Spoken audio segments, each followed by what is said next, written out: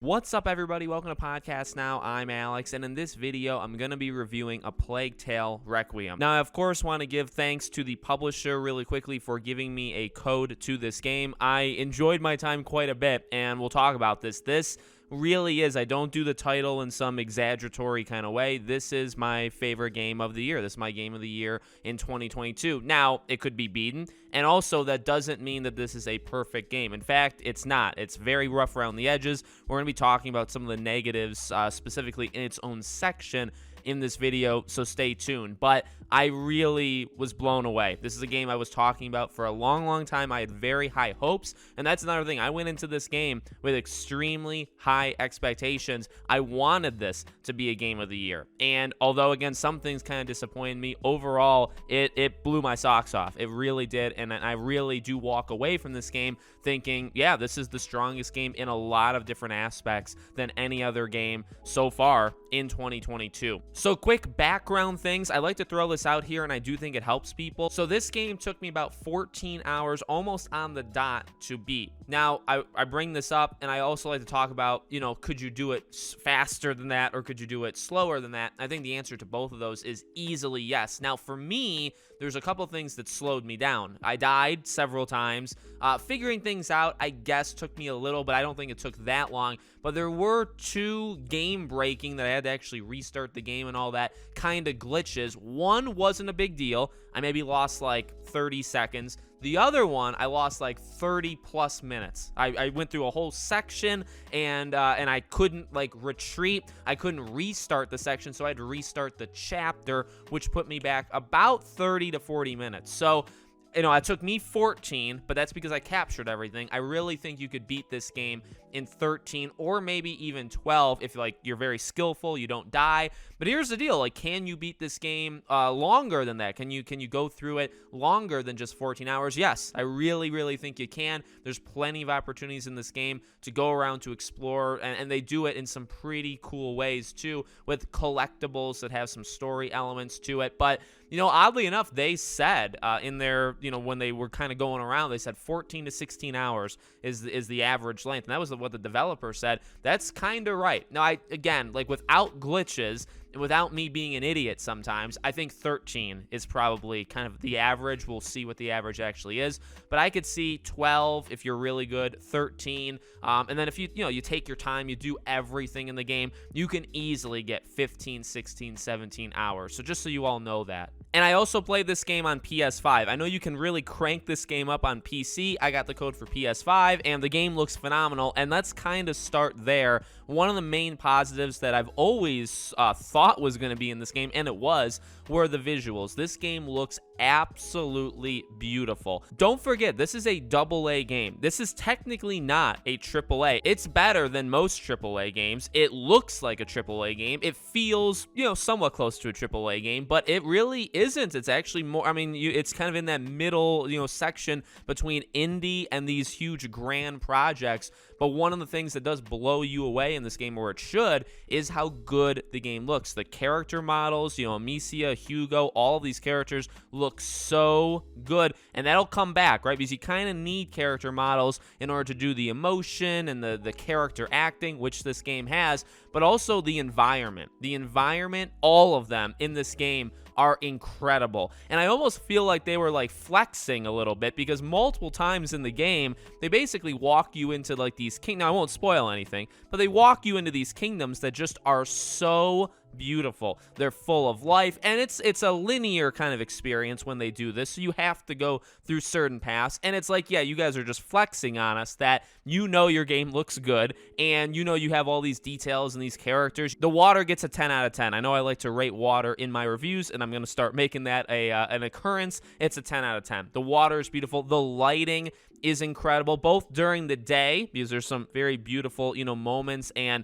gameplay segments during the day, and then also at night. The game just always looks really good, whether it's cutscenes, whether it's going around the world, and they try their best to blend it. There are some times where they do like the flashing, kind of like a light to separate cutscene from gameplay, and then sometimes they naturally go into it, right? There's a cutscene and it kind of like zooms into your character, she turns around, and then you're into the game. Doesn't do it every time, but it really tries to keep, I think, that immersion in the game. But, everything kind of comes to life from those visuals because the rats, right, that's a big part of it. Again, kind of a flex. There are scenes in this game where there's so many rats on screen that you just literally couldn't have done for the first game for Innocence. So it's clear they were kind of like, all right, how far can we push ourselves? And they did, and that really helps because the game just always looks good. The environments always look good. And again, everything else kind of stems from that. So one of the things I just mentioned kind of was atmosphere. This game, atmospherically, is the best game I've played in 2022. Elden Ring is going to be thrown in. You could even argue Horizon, let's say, for the world that Horizon is built. But, during this Black Death period and the multiple locations that you go, this journey that you're on in this game, it just always makes you feel like you're in it. It makes you feel like you're in that time period with these characters. And it's an interesting time period. The story that they tell, which is a slight twist on, what actually happened, that's interesting. So those things definitely help. But atmospherically, I really do think this is the strongest game of the year. And I really think because of that in Innocence, that really helped the game. The time period, the darkness that's going on during the time period. That really helped back then. I think that was a big plus to that game. And it still is now. It really hasn't stopped. You're still in the same era, let's say, as the first game, just a little while after. And it still feels just as good. Now we get to the story. That seems like a natural next thing to do. So the story is, I am kind of conflicted because here's the thing. The character journey that Amicia, and I would say mainly Amicia and Hugo, right? There's other characters, and there's actually some phenomenal characters. Sophia comes to mind. There's incredible characters throughout this entire game, and they do a really good job of honestly just cycling you through like a third character. There's not always a third character present, but they try to keep like that revolving door going, and they do it flawlessly. They really do. There's not really a weak character in this game. So the character journeys are incredible, and I would put a lot of that on the acting and maybe the dialogue, but really the acting, but we'll talk about that next up. The story itself is somewhat simplistic. Now, then there's gigantic spoilers once you reach the end of the game, so we're not going to go there, but I would say I am conflicted because I overall like the story. It's simple enough in premise. Basically, it's just that, the rat thing comes back. Hugo's inner, the macula kind of awakens in him again, and you're trying to basically cure him. And that's not really a spoiler at all. That's the journey. You believe there's a place that holds a cure. You go on this adventure, and a lot of things stop you kind of on the way, and you go from there. And there's a lot that happens, once you get there, etc., that we won't go into. Now, that's kind of the tough part, because I do think the conflicting thoughts in me tends to be like the ending. See, there's a theme with this game that's historical that Amicia and Hugo kind of figure out, and I love it. I really love it. But at the end of the game, what happens at the end of the game kind of makes it all seem not like it was worth anything. It makes it almost seem like, wow, that you really didn't have to do a lot of this game. And that's the choice they made with crucial decisions at the end of the game. Again, big things happen at the end of the game that I feel were cool and necessary, and there was emotion and all that stuff, character, driven things. But then you look at it and you say, well, did I have to do like 6 hours of that middle part of the game? Because the ending kind of took away from that. I do think it's way more ambitious. This entire game, the theme, besides it being like the plague and all that, the theme is really bigger and better. Like, they're really trying, like I said, they're more rats, bigger cinematic moments. There's a lot of scenes in this game where you're running across rooftops as the rats like take out the side. The game is awesome. There's some truly incredible. It really reminds me of Uncharted. Uncharted 4 is the game I kept saying. My wife watched me play this entire game. I kept saying, I really think this reminds me of Uncharted 4 from the visuals, like the lighting, but also the locations. There's a lot of like beach kind of themes in this game. But even the set pieces where you're running and the rats are like taking things out, it reminds me a lot of chase sequences, let's say, with Uncharted. It really, Uncharted, and even character things and the emotion and the acting. I mean, Uncharted is the game I kept going back to, which is a good thing. It's definitely a good thing. So this game really tries to one-up itself, and it does that. It tries to do that as well with the story. It is a much bigger story. It's a story that takes place over more locations and more characters, and you feel like the game could end actually a few different times in this game, and it doesn't. It keeps going. And I actually had conflicting thoughts where it's like, I'd be okay if this ended here, but maybe I wouldn't, because I actually really liked what came next, right? Like, you end the game, there's a nice cutscene, and all of a sudden something happens, and I say, wow, you could have ended it right there, but you didn't. And yes, that is a negative, but then I'm like, well, but I actually really like this scene a lot too, so maybe you should just continue. So it went back and forth. The story at times is a strength, and at times, I mean, they make bold choices that I don't even know if everyone's going to agree with, and so that's something, kind of to keep in mind. But that goes to the real, like I said, I think the undisputed strength of this game is the characters, okay, and the acting. Now, Amicia is probably, not even probably, well, she is the best character that's created, or I guess reoccurring, let's say in 2022. She may be one of the best characters ever created in games. She is such a good character. Her sister, bond with Hugo, but the acting, the amount of stuff, okay, that Amicia has to go through in this game is truly nuts. Like, you'd actually, and they keep saying, like, how are you even still standing? Like, they'll throw in comments where it's like, I don't even know how you're living right now. And it's like, yeah, because she literally gets injured nonstop. She has to battle. She has to fight through things. And what I love about that is that's actually part of her character. And she says that routinely in the game. Like, she's a fighter. She's somebody who doesn't give up. She's somebody who pushes through, honestly, because she has to, because, like, what other choice does she have? She's very honest about it,